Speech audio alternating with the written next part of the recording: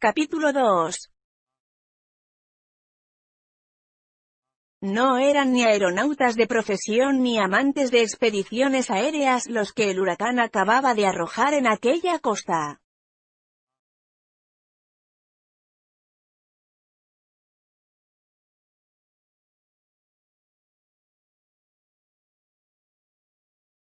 Eran prisioneros de guerra, a los que su audacia había impulsado a fugarse en circunstancias extraordinarias.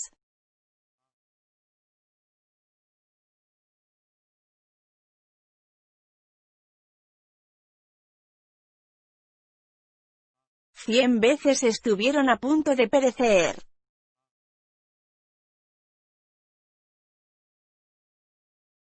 Cien veces su globo desgarrado hubiera debido precipitarlos en el abismo.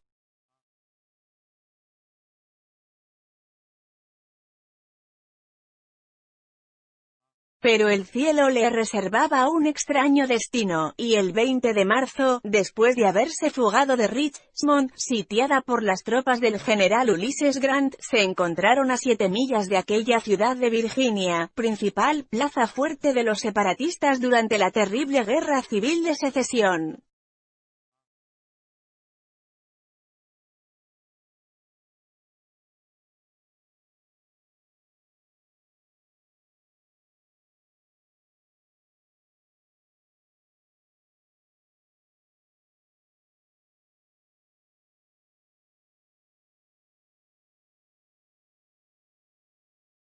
Su navegación aérea había durado 5 días.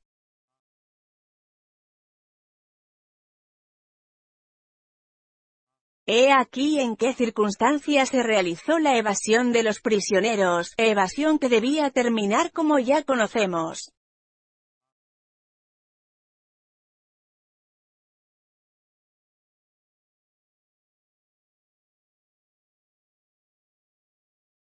En el mes de febrero de 1858, en un golpe de mano intentado, aunque inútilmente, por el general Grant para apoderarse de Richmond, muchos de sus oficiales cayeron en poder del enemigo en la ciudad.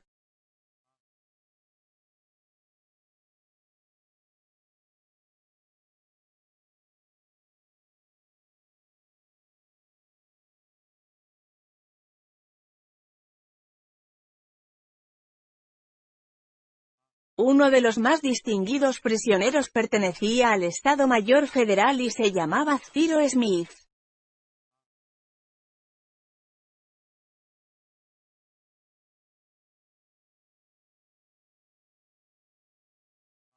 Cyrus Smith, natural de Massachusetts, era ingeniero, un sabio de primer orden, al que el gobierno de la Unión había confiado durante la guerra la dirección de los ferrocarriles por el papel estratégico de los mismos.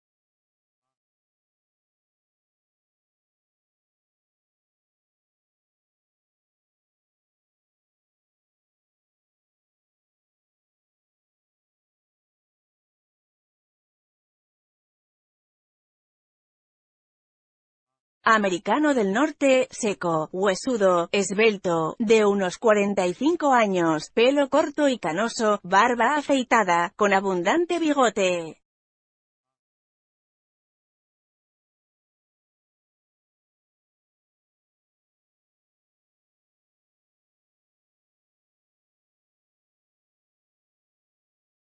Tenía una cabeza numismática, que parecía hecha para ser acuñada en medallas, los ojos ardientes, la boca seria, la fisonomía de un sabio de la escuela militar.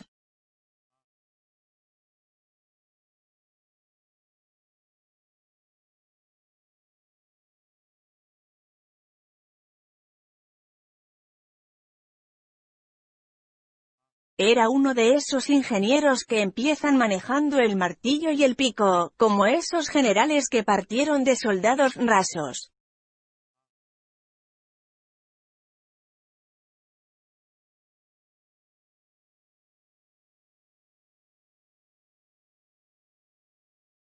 Al mismo tiempo que agudeza de espíritu, poseía habilidad de manos.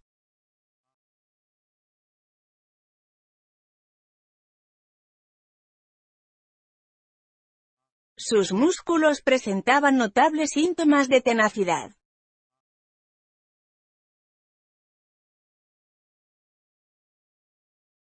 Verdadero hombre de acción, al mismo tiempo que hombre de pensamiento, lo ejecutaba todo sin esfuerzo, bajo la influencia de una larga expansión vital, desafiando todo obstáculo.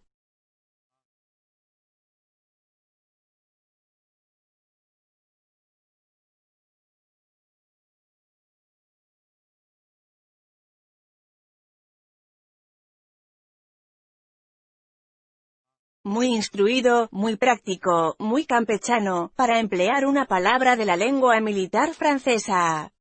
Tenía buen carácter, pues, conservándose siempre dueño de sí, en cualquier circunstancia, reunía las condiciones que determinan la energía humana: actividad de espíritu y de cuerpo, impetuosidad de deseo, fuerza de voluntad.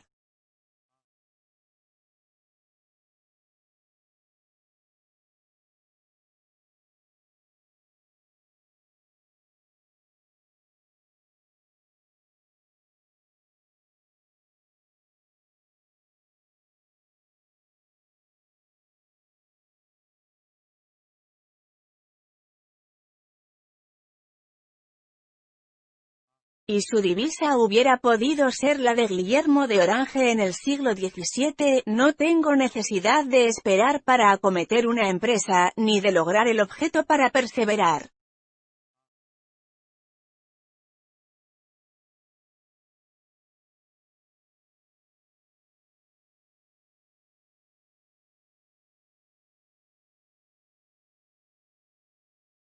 Al mismo tiempo, Ciro Smith era el valor personificado.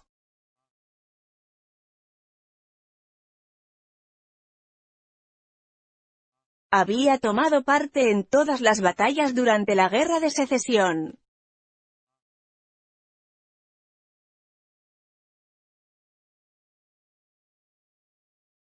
Tras haber empezado a las órdenes de Ulysses Grant con los voluntarios del Illinois, había combatido en Paducah, en Belmont, en Pittsburgh Landing, en el sitio de Corinto, en Port Gibson, en la Ribera Negra, en Chattanooga, en Wildemes, sobre el Potomac, en todas partes y valerosamente.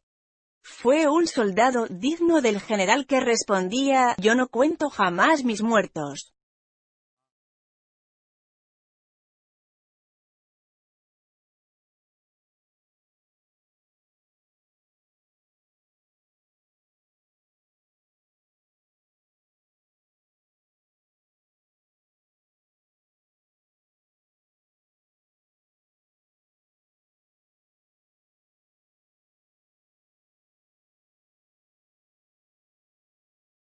Y 100 veces Ciro Smith había estado a punto de ser uno de aquellos que no contaba el terrible Grant.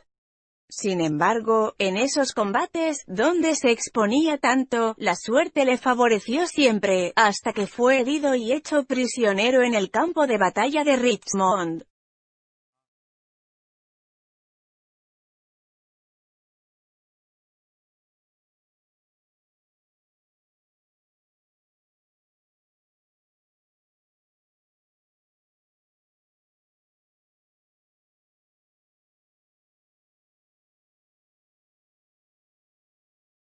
A la vez que Ciro Smith, otro personaje importante cayó en poder de los sudistas.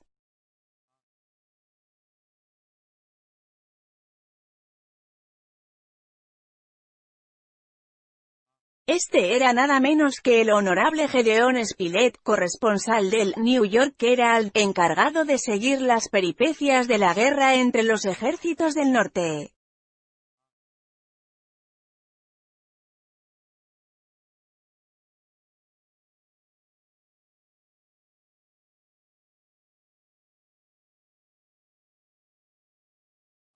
Gedeón Spilett era de esos cronistas ingleses o americanos, de los Stanley y otros, que no retroceden ante nada para obtener una información exacta y para transmitirla a su periódico rápidamente.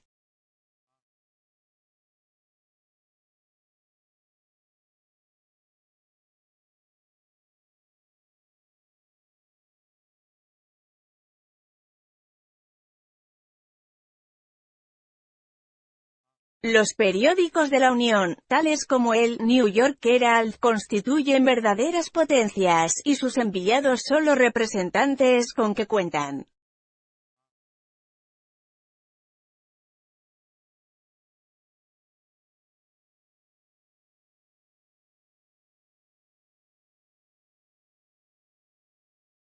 Gedeón Spilett figuraba entre los primeros enviados. Hombre de mucho valor, enérgico, preparado a todo, lleno de ideas, habiendo recorrido el mundo entero, soldado y artista ágil en el consejo, resuelto en la acción, no temiendo penas, ni trabajo, ni peligros cuando se trataba de saber algo, para él primero, y para su periódico después, verdadero héroe de la curiosidad, de la información, de lo inédito, de lo desconocido, de lo imposible.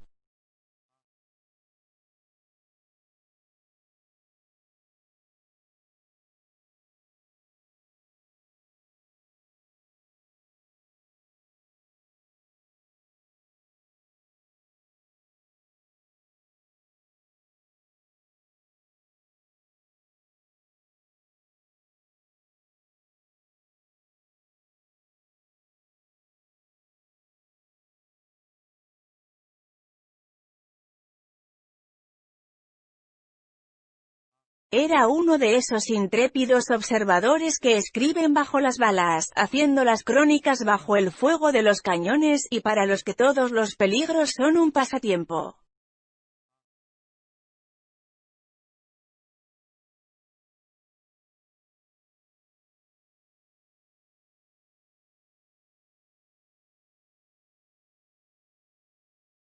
Él también había asistido a todas las batallas en primera fila, con el revólver en una mano y las cuartillas en la otra, y la metralla no hacía temblar su pluma.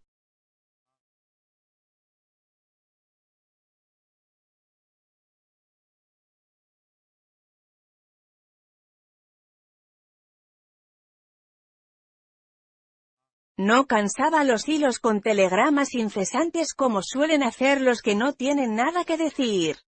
Sus notas, cortas, claras, daban luz sobre algún punto importante. Por otra parte, el buen humor no le faltaba.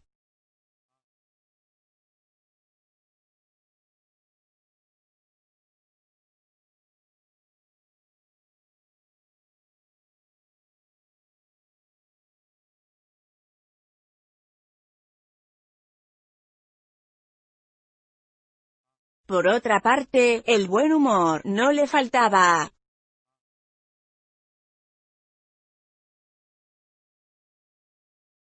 Él, después de la acción de la Ribera Negra, queriendo a toda costa conservar su puesto junto a la ventanilla de la oficina telegráfica, para anunciar a su periódico el resultado de la batalla, telegrafió, durante 2 horas, los primeros capítulos de la Biblia.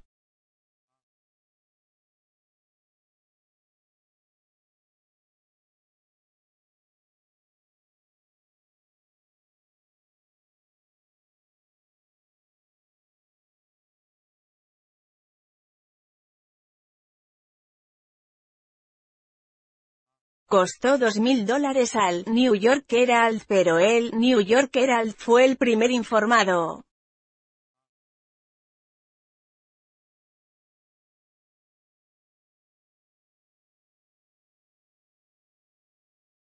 Gedeón Spilett era alto. Tenía unos 40 años. Unas patillas rubias tirando a rojo enmarcaban su rostro.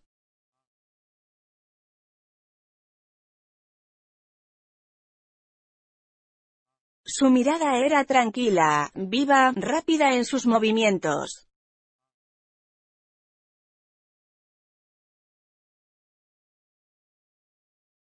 La mirada de un hombre que tiene la costumbre de percibir todos los detalles de un horizonte.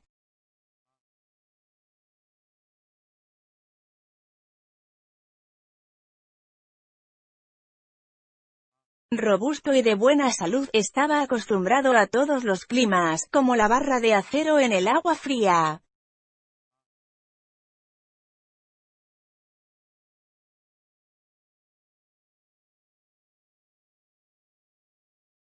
Desde hacía 10 años, Gedeon Spilett era el corresponsal oficial del New York Herald, al que enriquecía con sus crónicas y sus dibujos, ya que manejaba tan bien el lápiz como la pluma.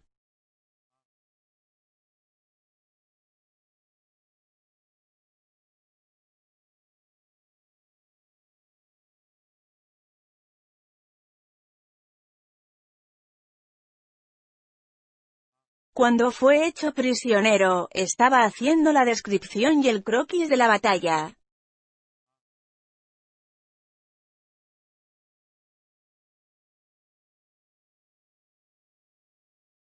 Las últimas palabras anotadas fueron: un sudista me apunta con su fusil y Gedeon Spilett se salvó, porque, siguiendo su invariable costumbre, salió de aquel peligro sin ningún arañazo.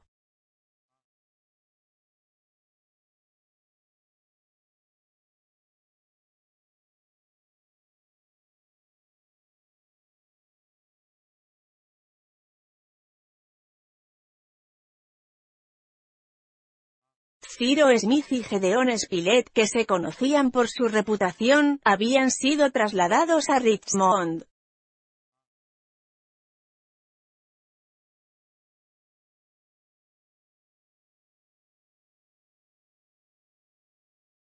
El ingeniero, que había curado de su herida, conoció al corresponsal durante su convalecencia.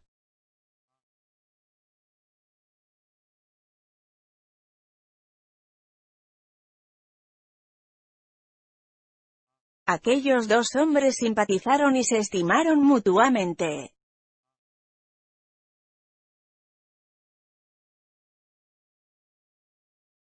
Pronto su anhelo común no tuvo más que un objeto: volver al ejército de Grant y combatir en sus filas por la unidad federal.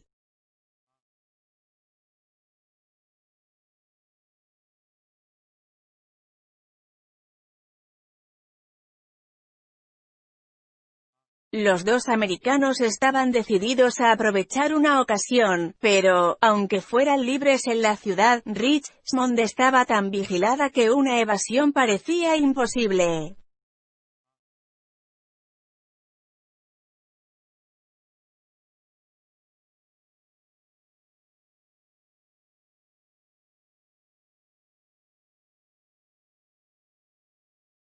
Acompañaba a Ciro Smith un criado, que era la fidelidad y la abnegación personificadas.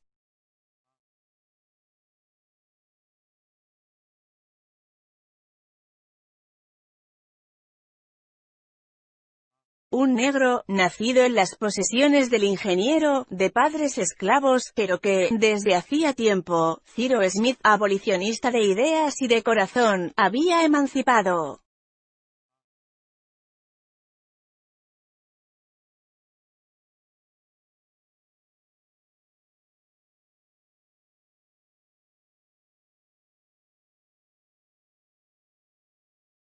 El esclavo, una vez libre, no quiso separarse de su amo.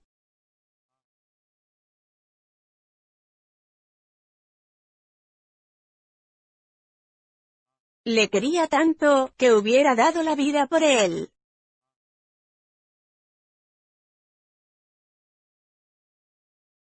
Era un mozo de 30 años, ágil, hábil, inteligente, dulce y tranquilo, a veces sencillo, siempre sonriente, servicial y bueno.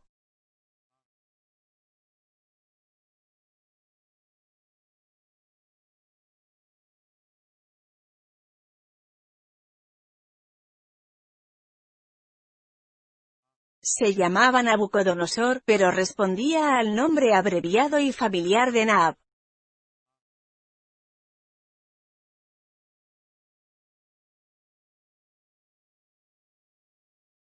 Al enterarse Nab de que su dueño había sido hecho prisionero, abandonó Massachusetts sin vacilar, llegó a Richmond y, a fuerza de astucia y destreza, después de arriesgar 20 veces su vida, penetró en la ciudad sitiada.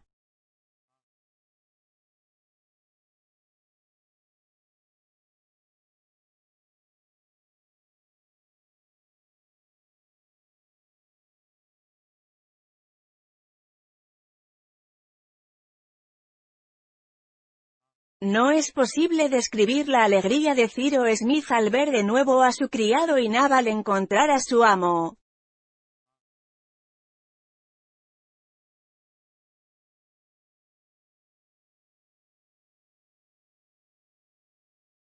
Aunque Nab pudo penetrar en Richmond, le hubiera sido muy difícil salir, porque eran vigilados de cerca los prisioneros federales.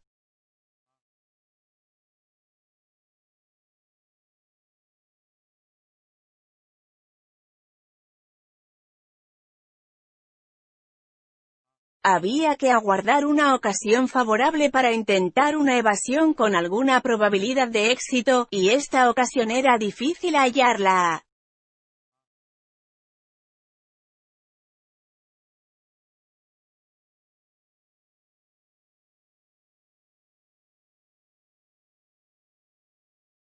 Entretanto, Grant continuaba sus enérgicas operaciones.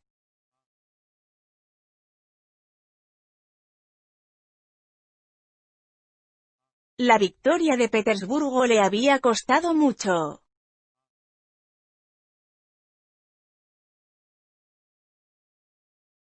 Sus fuerzas, unidas a las de Butler, no habían alcanzado ninguna victoria ante Richmond, y nada hacía presagiar que la libertad de los prisioneros estaba próxima.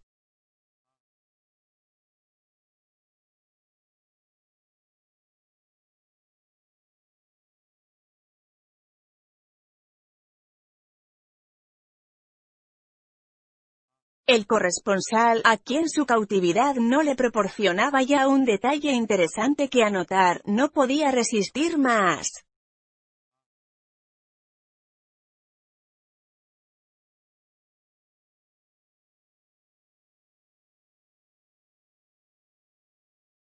Su idea fija era salir de Richmond a toda costa.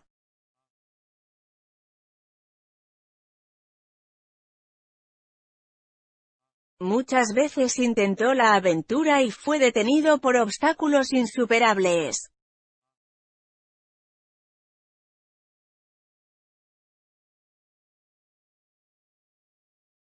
El sitio continuaba y los prisioneros tenían prisa por escaparse para unirse al ejército de Grant.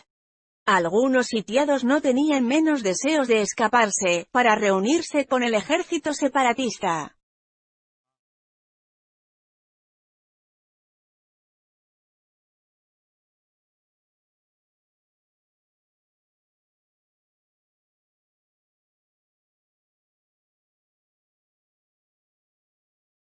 Y entre ellos, un tal Jonathan Forster, furibundo sudista.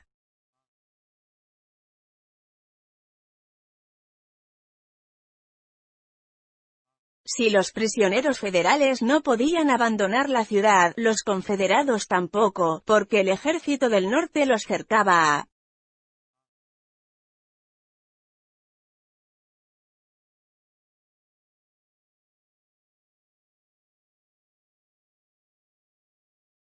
El gobernador de Richmond no podía comunicarse con el general Lee y necesitaba urgentemente refuerzos.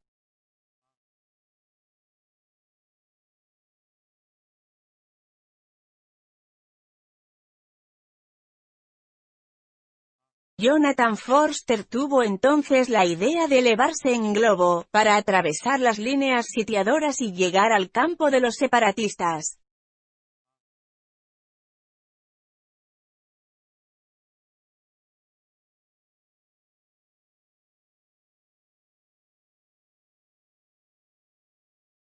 El gobernador autorizó la tentativa.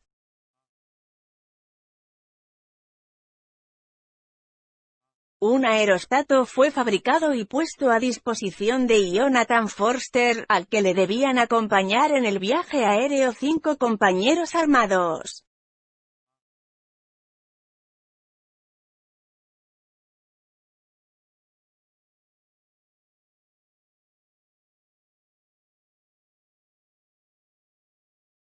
Para defenderse en donde aterrizaran, en caso de ser atacados, y víveres, por si la excursión se prolongaba.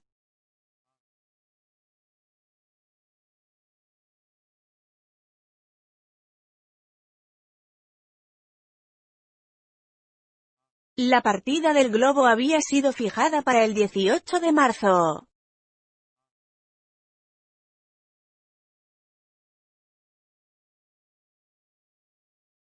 Debía efectuarse durante la noche, y con un viento de nordeste de mediana fuerza los aeronautas creían que en pocas horas llegarían al cuartel general de Lee.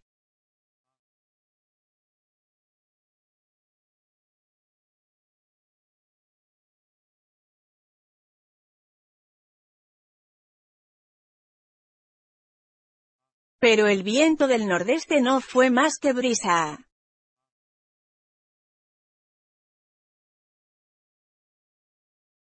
El día 18 pudo observarse que se convertiría en huracán.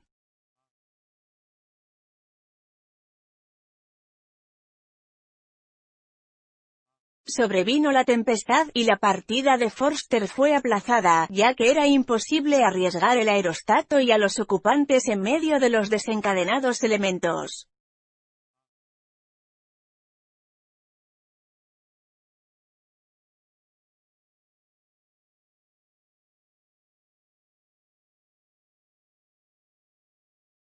El globo, hinchado en la plaza de Richmond, partiría al calmarse el viento, y en la ciudad había impaciencia porque la atmósfera no se modificaba.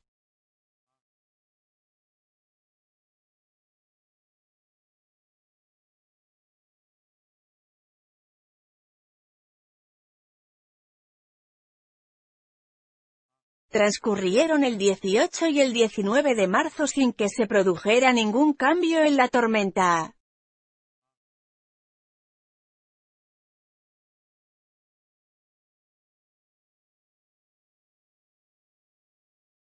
Y costó ímprobo trabajo mantener el globo amarrado y evitar que lo destrozara el huracán.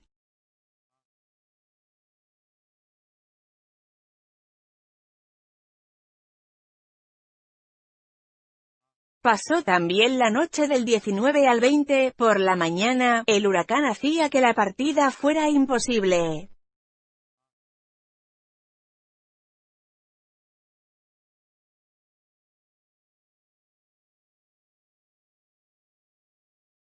Ese día se acercó al ingeniero Cyrus Smith, en una de las calles de Richmond, un hombre a quien no conocía.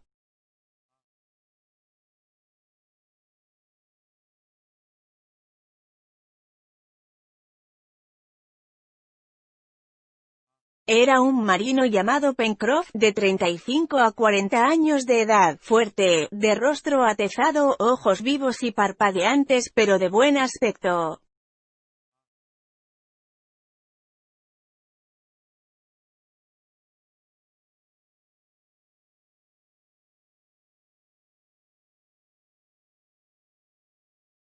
Pencroff era un norteamericano que había corrido todos los mares y le había sucedido todo lo que puede ocurrir a un bípedo sin plumas.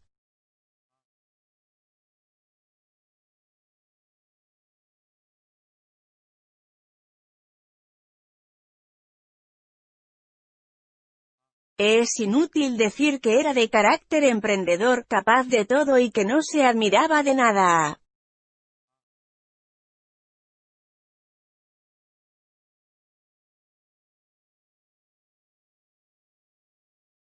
Pencroff, a primeros de año, había ido para asuntos particulares a Richmond, con un joven de 15 años, Harbert Brown, de Nueva Jersey, hijo de su capitán, un huérfano al que amaba como a su propio hijo.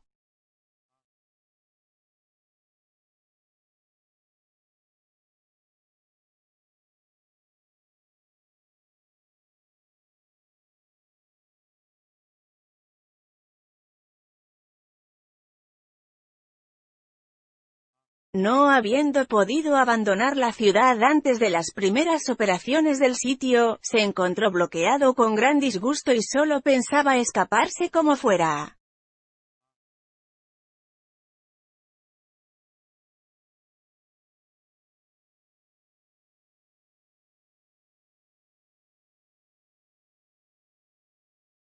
Conocía la reputación del ingeniero Cyrus Smith y sabía que esperaba lo mismo que él deseaba.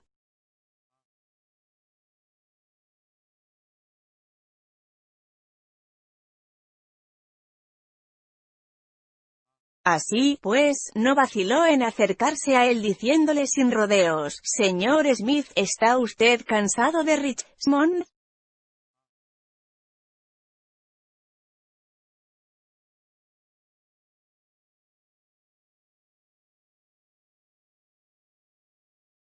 El ingeniero miró al hombre que le hablaba así, y que añadió en voz baja: «Señor Smith, ¿quiere usted escapar?»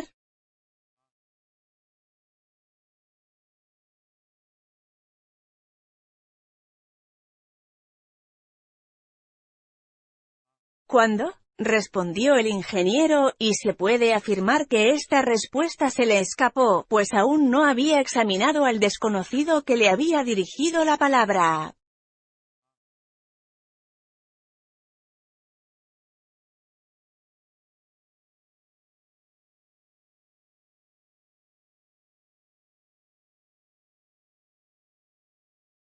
Pero después de haber observado con una mirada penetrante la leal figura del marino, no pudo dudar de que se hallaba en presencia de un hombre honrado.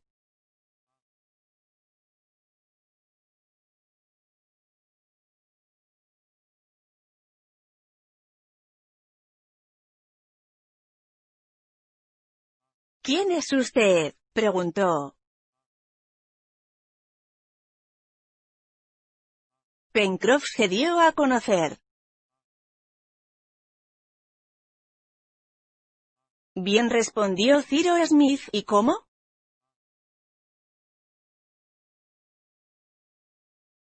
«Con ese globo holgazán que no hace nada, y que juraría que nos está invitando».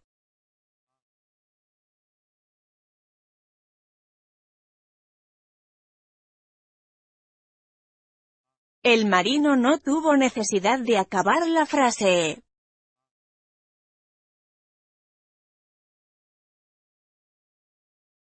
El ingeniero le había comprendido desde la primera palabra.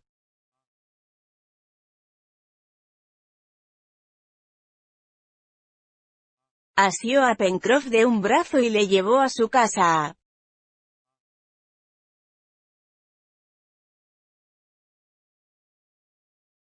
El marino desarrolló su proyecto, muy sencillo.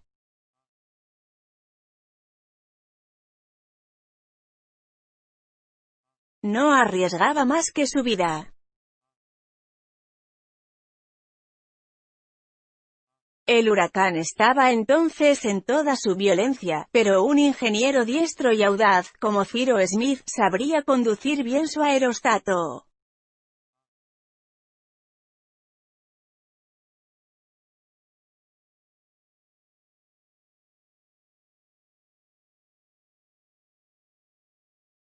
Si él, Pencroff, supiera manejarlo, no habría vacilado en partir con Harbert, ¿se entiende? Había visto otras y no le asustaba una tempestad más.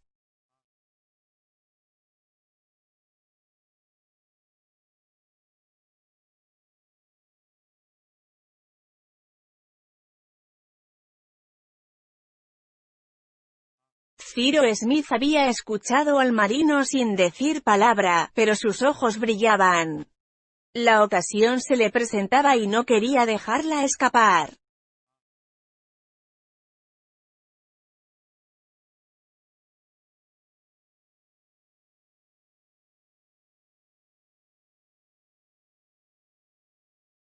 El proyecto era muy peligroso, pero realizable.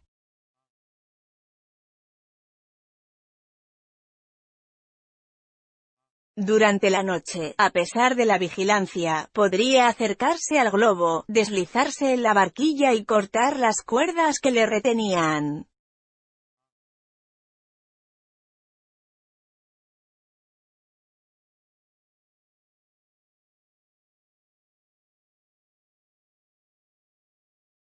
Claro está que se exponían a morir, pero también había alguna probabilidad de éxito, y aquella tempestad.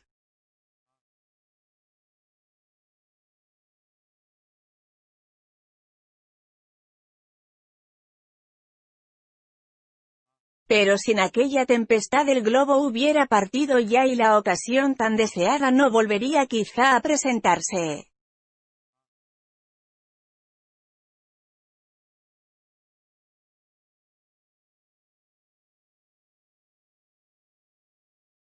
No estoy solo, contestó Cyrus Smith.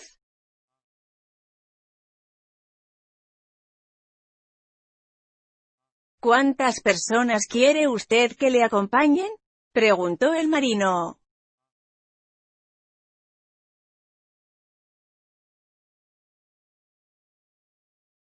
2, mi amigo Spilett y mi criado Nab.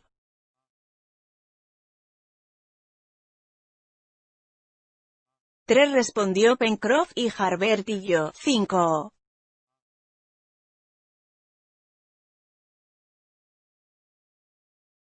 El globo debía llevar 6. Vale, partiremos, dijo Cyrus Smith.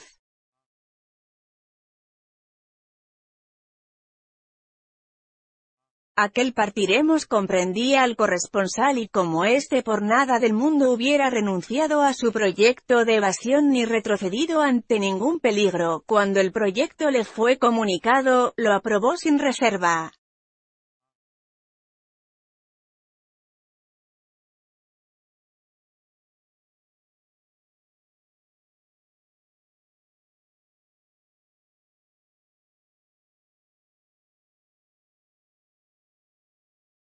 Solamente se admiraba de que aquella idea tan sencilla no se le hubiera ocurrido a él.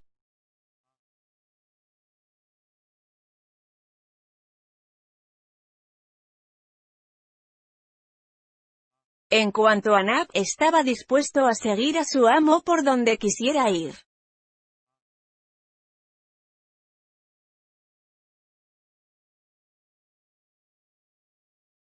Hasta la noche, dijo Pencroff. Pasearemos los 5 por allí como curiosos.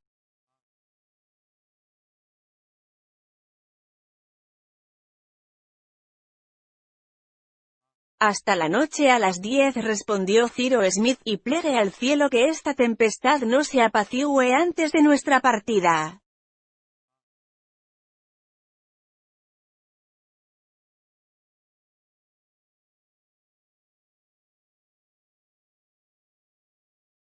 Pencroff se despidió del ingeniero y volvió a su casa, donde había dejado al joven Harbert Brown.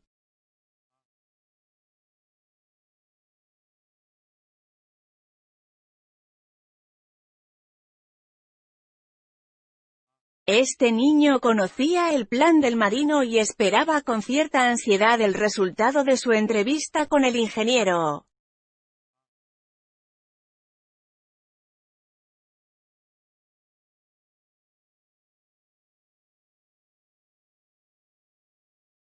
Cinco hombres iban a lanzarse al espacio en pleno huracán.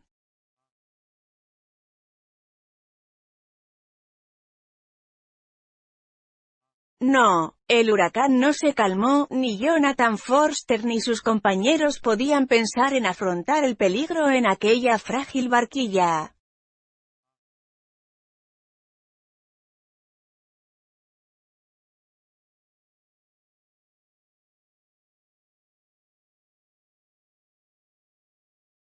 El día fue terrible. El ingeniero no temía más que una cosa, que el aerostato, amarrado al suelo e inclinado por las ráfagas de viento, se rompiera en 1000 pedazos.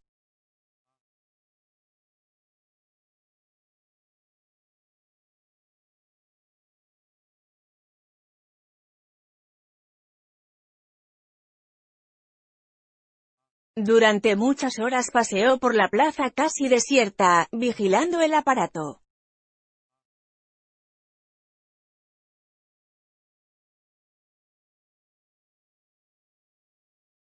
Pencroff hacía otro tanto por su parte, con las manos en los bolsillos, bostezando como un hombre que no sabe cómo matar el tiempo, pero temiendo también que el globo se desgarrase o rompiera sus ligaduras y se levantara por los aires.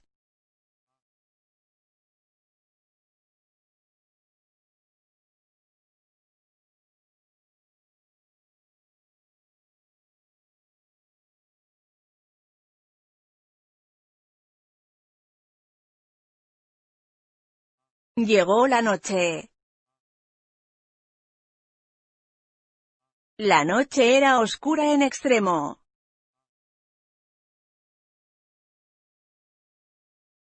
Espesas brumas pasaban como nube rasando el suelo.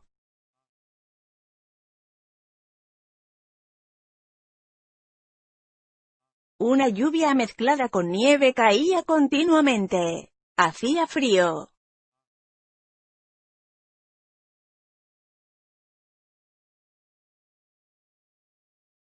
Una densa niebla pesaba sobre Richmond.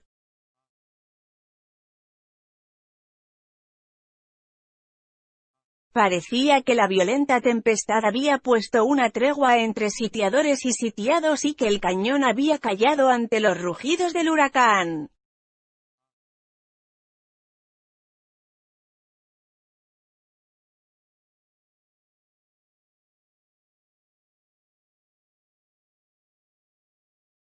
Las calles estaban desiertas. No se había creído necesario, con aquel horrible tiempo, vigilar la plaza en la cual se agitaba el aerostato.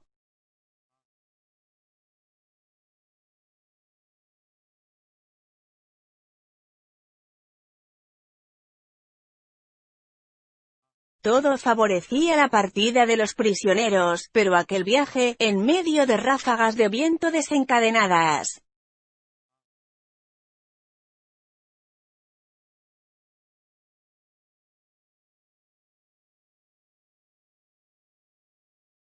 «Maldita marea», se decía Pencroff calándose de un puñetazo el sombrero que el viento disputaba a su cabeza. «Pero, va, la dominaremos».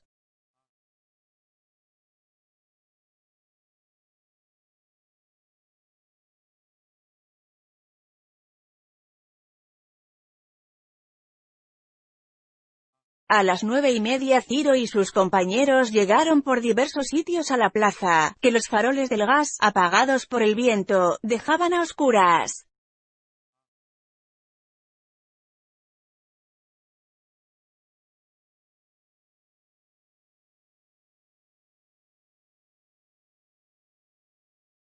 No se veía ni el enorme aparato, casi enteramente tendido hacia el suelo.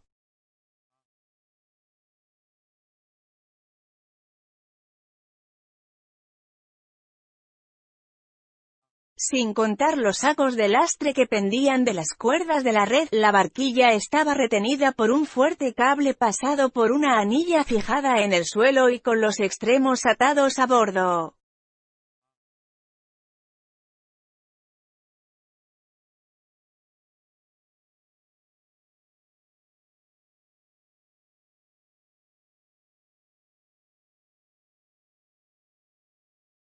Los 5 pasajeros se reunieron cerca de la barquilla.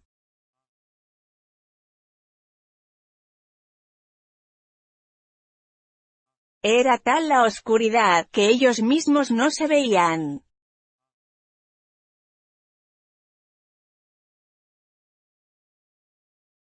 Sin pronunciar palabra, Ciro Smith, Gedeon Spilett, Navy Harbert entraron en la barquilla, mientras que Pencroff, siguiendo las órdenes del ingeniero, desataba suavemente los saquitos de lastre.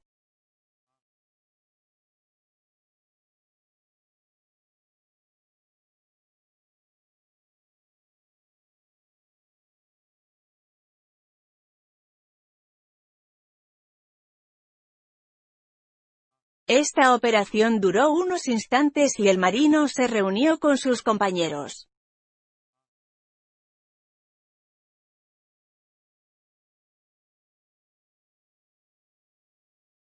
El aerostato entonces estaba solo retenido por el doble cable y Ciro Smith no tenía más que dar la orden de partida.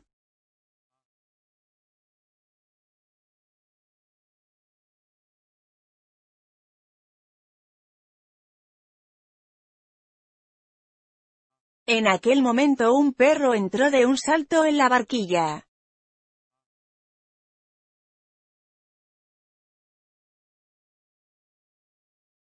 Era Top, el perro del ingeniero.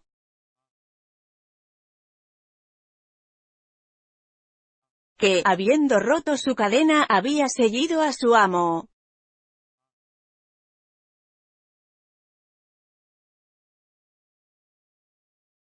Cyrus Smith, creyéndolo un exceso de peso, quiso echar al pobre animal.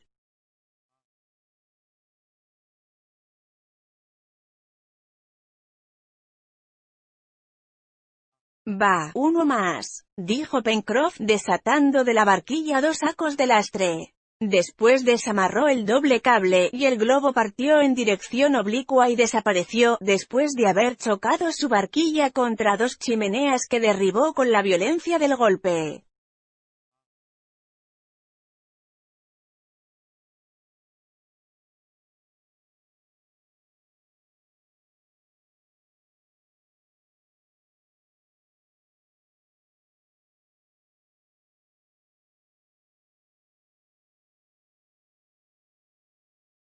Se desencadenó un huracán espantoso.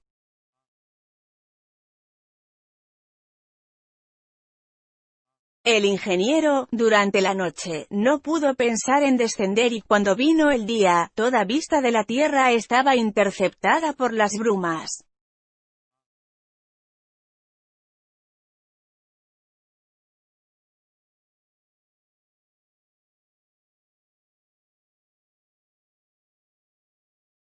Cinco días después una claridad dejó ver el inmenso mar debajo de aquel aerostato, que el viento arrastraba con una rapidez espantosa.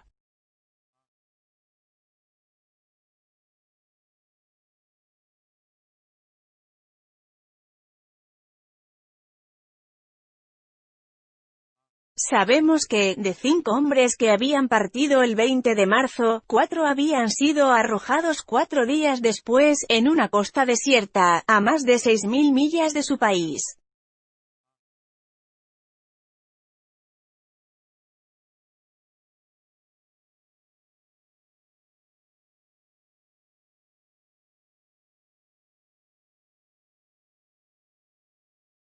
Cinco días después una claridad dejó ver el inmenso mar debajo de aquel aerostato, que el viento arrastraba con una rapidez espantosa.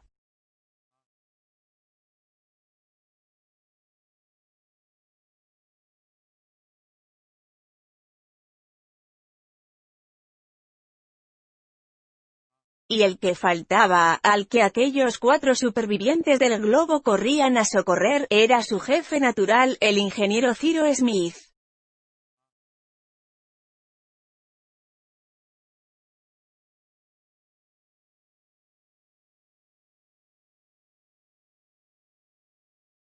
En el instante en que recuperaron sus pies, todos corrieron a la playa con la esperanza de brindarle ayuda.